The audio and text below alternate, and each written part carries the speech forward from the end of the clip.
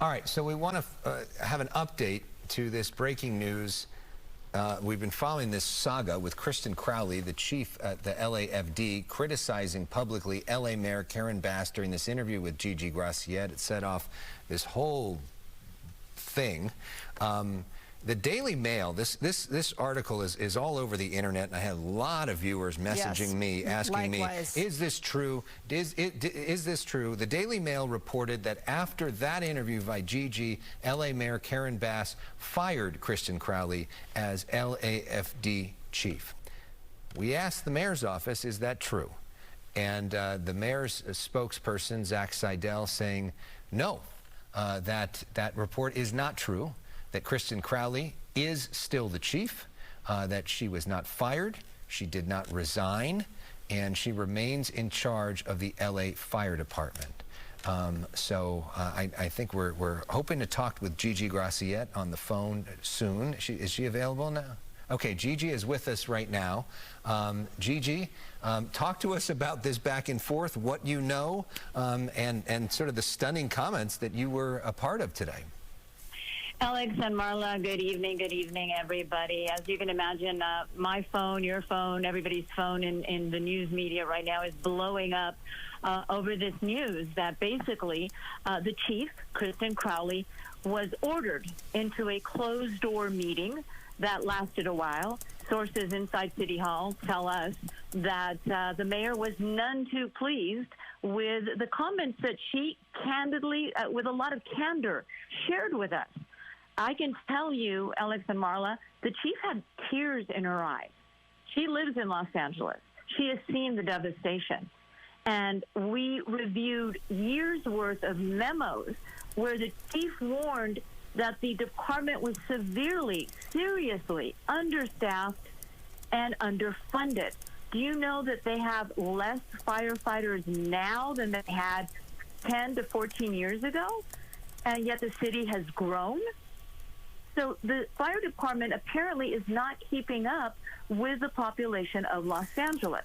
That appears to be a fact.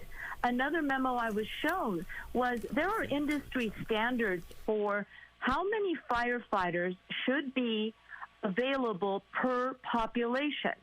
And I don't remember the number of the population, but for Los Angeles, the recommended minimum amount of firefighters is 1.8. So let's say 2 firefighters per X amount of population in LA. LA City Fire has 0.9. They don't make the minimum. They don't even make close to the minimum standard of firefighters. So this is one very frustrated chief of a fire department, and she has seen the devastation. She has talked to the people. She's heard the criticism, and she wanted to speak her truth. She has been warning. We reviewed a memo, and I posted part of it just now on the site formerly known as Twitter, where she warned in December that the budget cuts affecting the department could seriously affect their ability to respond to a major emergency, including wildfires and earthquakes. And the budget cuts she's talking about are budget cuts that affected their ability to do hydrant checks, to go door to door in high fire risk areas and make sure that the brush clearance was in check, was done by homeowners. So, we're all talking about this. The devastation isn't like nothing that any of us have ever seen. And we're going to need answers. The residents of Los Angeles demand and deserve answers. What went wrong? Of course, we were in an unprecedented wind event, but ask any firefighter, and they'll tell you there is no such thing as a fire season anymore. Fire season is from January to December, and while we don't usually have Santa Ana winds in January that fan those flames and push this fire, could the response have been bigger and better had there been more funding? And the chief feels that, yes, it could have. They have 100 trucks, engines, etc., that are out of service because they don't have mechanics, because a lot of civilian positions were eliminated in the budget cuts for the fiscal year 24 to 25. Would those trucks have been in service? Could the response have been greater? A lot of unanswered questions that I'm sure will be investigated. I know that people are very angry. Go ahead. Oh, well, first of all, Gigi, I watched your live interview today. It lasted about 20 minutes, if I'm not mistaken. It was gripping. You know, my initial thoughts were, you know, how did you get her to agree to this interview knowing that you were going to ask the tough questions? Because this doesn't happen a lot in what we do. We don't get this sort of candor when we ask for these upfront interviews.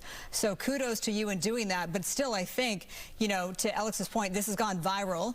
And you know, we were supposed to see the mayor, and we thought the chief as well at 5:30 tonight, and instead we didn't. We saw LAPD's chief instead. And so, you know, the mayor's office is denying reports that she has been fired. What are you hearing from your sources, because you are so well connected? You know, I am hearing from current, past, and present LA City firefighters, the rank and file. And so far, and obviously I haven't spoken to all of them, and I haven't taken a poll, and this is nothing official, but the ones that I have reached out to and that have reached out to me are showing overwhelming support. One firefighter telling me, we will go to bat for her if she gets fired. Another firefighter saying she spoke the truth, and that has to be applauded. Another firefighter telling me just a short while ago, she spoke out for us and for the city, and that has to be recognized. So again, not representative of such a large department, obviously have not spoken to everyone, and I'm sure there are always detractors. But what I am hearing, and what I'm seeing also in comments from the public, is overwhelming support for her speaking her truth. And Marla and Alex, I work with firefighters a lot because I cover breaking news. I cover usually bad news.